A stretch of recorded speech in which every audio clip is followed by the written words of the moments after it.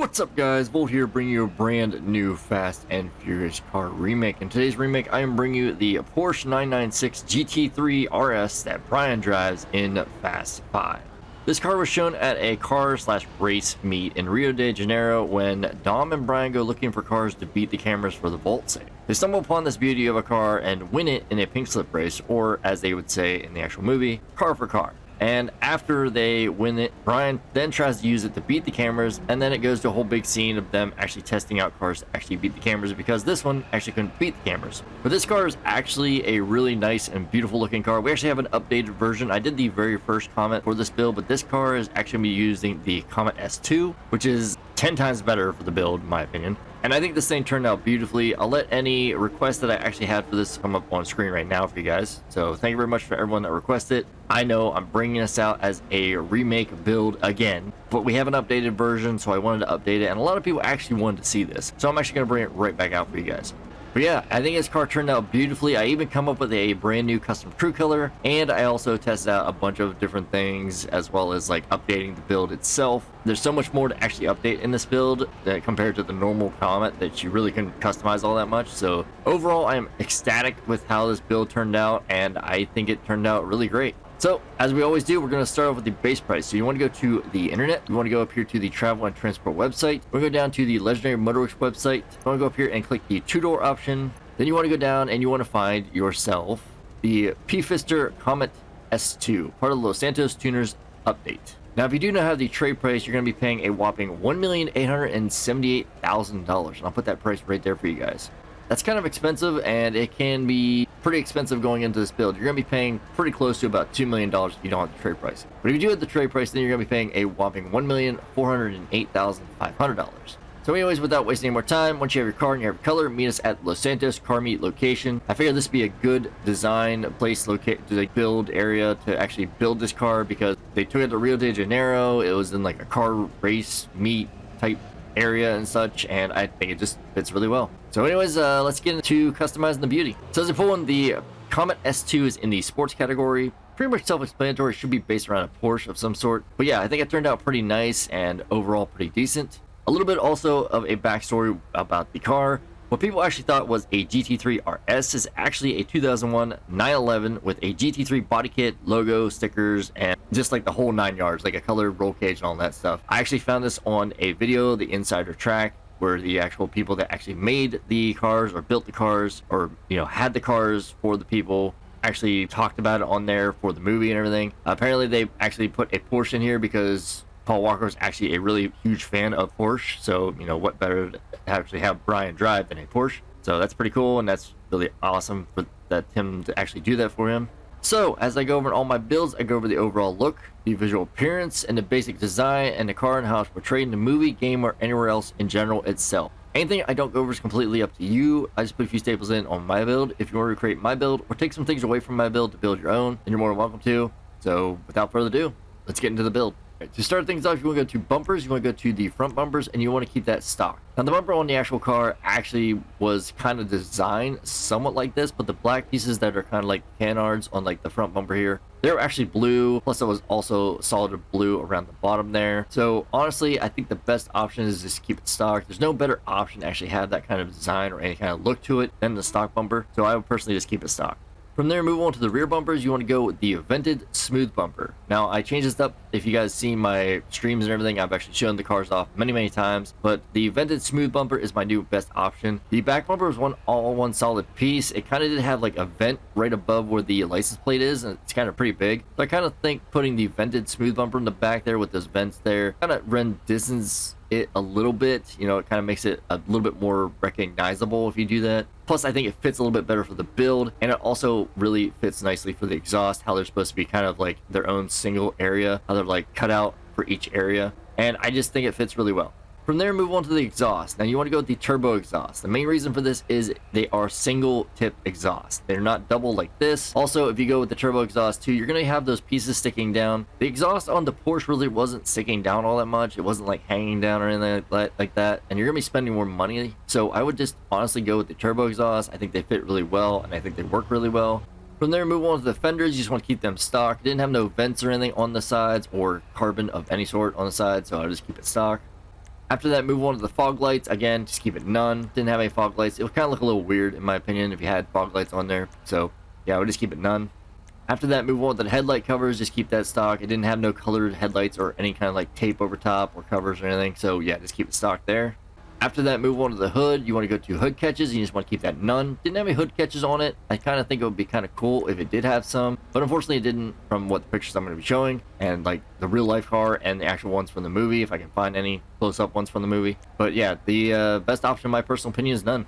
After that, move on to the hood itself. I went the smooth hood. It did have a nice smooth front hood, so I definitely wouldn't like actually have it like a stock hood like this or kind of like any kind of inset type hood or kind of like vented hood. Just keep it nice and smooth, nice and clean, nice and pristine, I would say. From there, move on to the interior. Now, this is my own rendition on the interior. I also have a few pictures of what I also saw, so this is what I came up with. So for the dash, I went with the stock dash. Again, it was pretty much a stock interior. I don't think there's too much done to the inside other than racing seats and a roll cage. So for the dash, again, I would just keep it stock. From there, move on to the doors. Again, just keep them stock. The doors weren't really changed. They weren't stripped out or any like special carbon or anything like that. So yeah, just keep them stock. From there, move on to the seats. Now, the seats are a bit of a kind of weird one. I went with the painted bucket seats. The main reason for this is they actually have like the bigger holes out at the top of the headrest, but the holes are not as high up as you would expect. They're not up near the headrest like this. They're more down towards the bottom, kind of like holding you in around the sides. So the painted bucket seats are my best option, in my personal opinion. The reason I went for the painted bucket seats is one, it's also the cheapest option, and two, it also gives the green straps instead of the red straps. I think the red straps don't fit that well compared to the green straps. I think the green straps fit better, but you can pick or choose which ones you want. It doesn't really necessarily matter on the straps design. I just think that the painted bucket seats just fit really well, and I just think that they're really cheap and they work really well. From there, move on to the steering wheels. Now, this is a bit of a different one here. So it actually had paddle shifters. So if you actually go up to, say, the Formula Professional one, this is like the main design that it was. Although it was a 3-pronged steering wheel, not a 2-pronged. If you know what that means, there's 2 prongs on the side and there's one down the middle, as I have on my Sprint lightweight one here. As you can see here, you kind of see it like going down to the bottom here. We can't zoom out. I can zoom in, but I can't zoom out. I can go around, but you can't really see it all that much. Yeah, it's a 3-pronged steering wheel with like the lightweight holes in it, as well as paddle shifters. So you could go with the Formula Professional one if you wanted to really get those paddles on there and everything. But in my personal opinion, the basic design of the wheel and the style of the steering wheel and all that was the Sprint lightweight. So that's the one I'm going to go for. Even though I am missing the paddle shifters, I still think it is the best option. From there, move on to the roll cage. I just went with the street half cage. I don't really think it was anything more than that. It wasn't all the way down the front. It was just like in the back. So honestly, I would just go with that street half cage. I just think it fits really well and it just fits really nicely for the build. Also, it is the main color of the car, which is actually a really good plus too. From there, move on to the lights. You want to go to headlights. You just want to keep them stock. It had kind of like basic lights that we can get on most cars. Not really white, not really a yellow, but like kind of like in between the two. Unfortunately, we can't get anything like that for this car, so I would just keep them stock. I mean, they were really relatively close to white, so yeah, I'm just keeping stock. From there, move on to the neon kits. Neon layout's gonna be none, so don't worry about adding that, because it didn't have any neon. I'm kind of shocked that it didn't have any neon on it. I would be kind of shocked if they actually had neon on it, but they didn't, so yeah, just go with none. From there, move on to the livery. You want to go with the Black Comet S2 graphics. Now, the main reason for this is you kind of get the livery from the actual car that's in the movie. The one in the movie actually has a GT3 RS kind of like black stripe on the side, and it says like GT3 RS. So I think Rockstar's kind of rendition to that is to actually say Comet S2. So the Black Comet S2 graphics fit really nicely, and it just makes the car stand out. I mean, people see this, and I'm pretty sure they could recognize the car pretty easily. So yes, the Black Comet S2 graphics, best option. From there, move on to the plates. You want to go to plate holder. You want to make sure you do remove the front plate. It didn't have no front plate, no plate at all on the front, on the side or anything. Just make sure there's nothing on there. After that, move on to the license. You just want to go with a blue and white one, which I think fits the best for the place that they're in, Rio de Janeiro. I could be wrong on that, but I still think the blue and white one is a better option. And the custom plate you want to go for is 2LAN337. That is 2LAN337. Now, you're probably wondering, how do you have a custom plate but it's not going to it? I actually added this plate a long time ago, and I transferred it over onto this car once it released, and then the app kind of broke. So I actually still have the custom plate on the car. Unfortunately, I don't have the option to actually, like, if I change it to something else, I can't change it back. Yes, the blue and white one, still the best option, and the custom plate, again, 2LAN337. Same respray for last. Move on to the roof. You want to go to roof accessories. You want to make sure you put none on there because it didn't have no roof boxes or any kind of like tires or anything like on top, so don't worry about adding that. From there, move on to the roof itself. You just want to keep it stock. You don't want to have a secondary color, and you definitely don't want to have a carbon. It was nice and solid, just one solid color all the way around the car. Didn't have too much carbon on at all, I don't think. So yeah, stock roof, best option. From there, move on to the skirts. I went with these stock skirts. The main reason for this is they kind of have like it's like a step design to it. I was also thinking about a different kind of skirt as well, but these kind of jut out a little bit too far. The main skirts on the car kind of just go straight down, and they also have like this kind of like stepping design in them. So I think the stock skirts fit really nicely and fit really well for that kind of build. So that's what I went for. You guys can let me know what you think, what you did down in the comment section down below. From there, move on to the splitters. You just want to go with the stock splitter. It didn't have no front splitter, so don't worry about adding or extending that. It just would look a little weird for the car because, like I said, it was basically supposed to look like a GT3 RS. It was pretty much a 911, so it had like the body kit and everything of it, and the body kit doesn't have like the splitters and all that. So again, I would just keep it stock. From there, move on to the spoiler. I went with the mid-level wing. I think this one fits the best. It is about the closest wing we can get for this car. I wish it was a little bit higher. The one that was actually on the normal Comet actually works really well, and I think probably the absolute best. But I mean, for the Comet S2, the mid-level wing is the best option. It is color-coded to the actual car, and it has kind of the same kind of style to it. If you don't want to go with that, I guess the next best option is to go for the park bench design. But that is completely your call if you want to do that. I still think the mid-level wing is the best option. From there, move on to the sun strips. I went with none, didn't have no sun strips, don't worry about adding that. From there, move on to the suspension. I kept it stock. I mean, I would say if you really wanted to, you could probably lower it a little bit, but I see the wheel well on the actual car, and I think it had a decent bit of wheel gap to it, so either stock or lowered is the two best options I could say for. It's kind of hard to get the suspension just right. I don't think everyone makes a complaint about the suspension I do. They mainly go for like the aesthetics, like the look of it, but I mean, this does kind of add to the look, I guess, so I guess I can understand why people would get a little bit upset if I do this wrong. I'm giving you a rough estimate. I would say anywhere from like a stock to probably a lowered. It had a decent bit of wheel gap, decent bit of space in between the wheel well and the actual tires. But I'm just going to go stock right now. I may change it. I may test it out and see if what performs a little bit better. And maybe I'll go with that. But yeah, for me, it's going to be stock. From there, move on to the turbo. I would honestly add a turbo. I'm pretty sure it had one. I could be wrong. Overall, I would just add it just to get that little bit extra performance. More performance actually is better for this car anyways, and they actually didn't like nerf it. They kind of unnerfed it, I guess. So yeah, I'll definitely add that turbo. From there, move on to the wheels. You want to go to wheel type. You want to go down here to the sport category. You want to go down to the chrome rims, and you want to put on the Dash VIP rims. Now these I think fit the best. Now there are a few reasons for that, and there are a few reasons that they also don't fit the absolute best, but this is about the best I think we can get in GT Online. So the Dash VIP in sports category in chrome. The main reason for this is they have the same style of spokes as the actual ones from the real life car. Unfortunately, they have more spokes than the actual real life car, but I mean, it's GT Online. It's what I could go with and what I have, so I have to work with this. They also have the same kind of design for the middle of the rim as well. It's kind of like fans out. It kind of has like a hole to it, I guess you could say. Not like an indent, I guess. And I think it works really well for the rims. They also have the rivets around the outside, which are kind of actually on the real life car as well. But I mean, they are a lot bigger. That is a downside. And they also are sunken in, and also do have an outer lip to the actual rim when they're only supposed to have one. So you can either go with these, or a couple other options you could go for is the Cosmos. Go back to the high-end category, go down to the chrome rims, and go to the Dash VIP in here. But yeah, the Dash VIP chrome rims in the sport category are my best choice because I think they look the best and I think they fit the best for the build. If I had the option to get them in the tuner category, I would definitely do that because they were a lot smaller. But I mean, I gotta take what I can get, so I'm going with the Dash VIP in the sports category.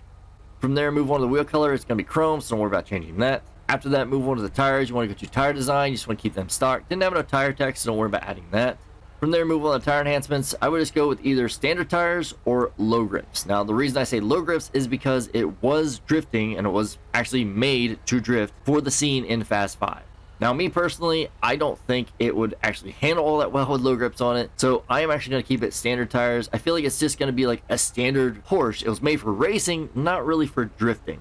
I mean, it was made for drifting in the real life build as well as in the movie to drift and everything, but I'd say for the most part it was supposed to be like a race car type, you know, sports car. So I would just go with standard tires. I know GT Online you can also go with bulletproof tires, so I guess you can go with any of these if you really wanted to, but me personally, I'm just gonna go with standard tires. From there, move on to the tire smoke. You just want to go with the white tire smoke. I don't see a point in changing this. After that, move on to the wind deflectors. I would go with no wind deflectors. I didn't see any kind of wind deflectors on the side of the car, and they didn't really stick out if they actually had any. So yeah, I'll just go with none. From there, move on to the windows. You want to go with none. Now, the main reason I say this is because I don't think the car actually had any window tint. I think in my last build, or the build I did for this car on the regular Comet, I think I might add a tint on it, but I can't really recall. Upon further inspection and looking at the real life car and all that, it didn't have tint. But if you actually think it did have a little bit of tint in like the certain like underground scenes and things, I would say you could probably go no more than a light smoke. Now, do take note that when you actually tint the windows, it also tints your headlights as well, as you can see it changing. So take that into mind. Me personally, I'm just gonna go with none. I think it looks nice with none. I think it looks nice and clean. It does have a little bit like subtle kind of like basic tint with the stock version. So yeah, I would say none. All right, and I'll see you guys in 2 seconds with a rolled steel primer color. Alright, and we're back. As you can see, I have my car and my primered out rolled steel. Pretty much what I always do for all my builds. That way you know what colors I'm going to be actually using. I'm going to be using an LSC color and a custom crew color to actually revamp and rechange today. So we're going to go over that right now. So let's go over that, and let's start off with the LSC color. So you want to go to primary color, you want to go down to metallic, you want to go down to the blues, and you want to find the ultra blue. You just want to apply that just like that. Now this is going to give the basic blue color to the actual car. I mean, it doesn't look like my custom crew color. I think it's too bright in my personal opinion, but I mean, if you don't have an option to do the custom crew color or anything like that, I would just honestly use this. It's a really good option. After that, you want to go into pearlescence. You want to go down and make sure it's not an ultra blue. You want to go up to the blacks and just make sure it is a nice black. You don't want no shine or no pearlescent on this car. I don't think it really had any. It kind of makes it a little bit better actually when you remove the pearlescent. It doesn't kind of overpower the blue that much and just makes it like a basic subtle blue. So it is a pretty decently viable option, I would say. After that, move on to the secondary color. You want to go down to the classics and you want to apply a nice black on there. Now you're probably thinking, why is it black? It just changes the stitching, and also it changes the brake calipers too, as you can see here. So I mean, you can't really see the brake calipers all that much in the movie and actually on a real life car. So I would say just keep it black, kind of match the interior color. Speaking of which, as we back out and go to the trim color, you just want to keep that black. Now, it actually came stock with black, but I think the interior actually was a nice black. Unfortunately, it does kind of change the steering wheel color and all that, because the steering wheel is actually like a metal. I mean, I would honestly just keep it black. After that, move on to the accent color. You just want to go with that nice ice white. You just want to make sure it's nice and vibrant, and I would say the best thing you can go for is a nice ice white. And that is the LSC color customization. Honestly, it doesn't look that bad. Now, if you guys want to use my custom crew color, I will put the hex code on screen right now, as well as the hex code and RGB down in the description below. So there you go, there's that. So all you gotta do now is just go to primary color, go down to the crews, and just apply it just like this. Now you'll see the color change. I'll kind of swap in between the two. So this is the LSC color, this is my custom blue. You're probably thinking it's got like more like an aqua color to it. It does, but I think it fits a lot better. So back out, go back into it. As you can see, the color changing. So you just want to apply that just like that. It was more like a light, kind of like skyish type blue. Again, an ultra blue is a really viable option. It actually does work really well if you actually take the pearlescent off. So if you want to do that, by all means, go ahead and do that. But I think my custom blue actually looks really nice, and it looks a lot different when you go from the ultra blue to this. It doesn't look blue. It looks more like an aquamarine like color, like a blue. But I think it fits really nicely, and I think it works really well. Everything else just stays the same. Black, pearlescent, and all the secondary trim and accent colors all stay the same. So yeah, guys, that's pretty much it. So that's how you create the Porsche 996 GT3 RS that Brian drives in Fast 5.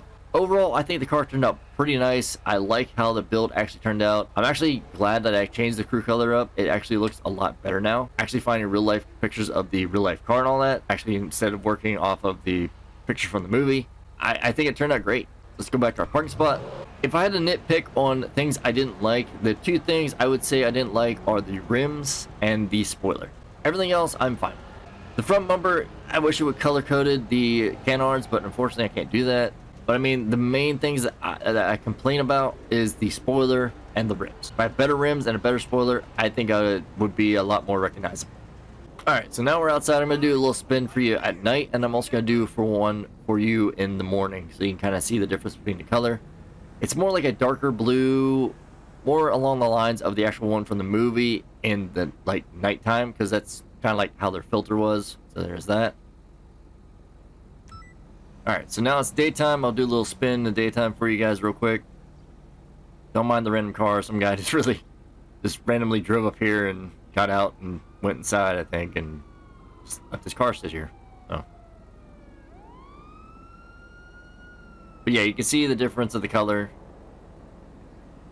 Compare it to the other color I made before with the regular Comet, and let me know what you think. Which one's better? So let's go for a little drive.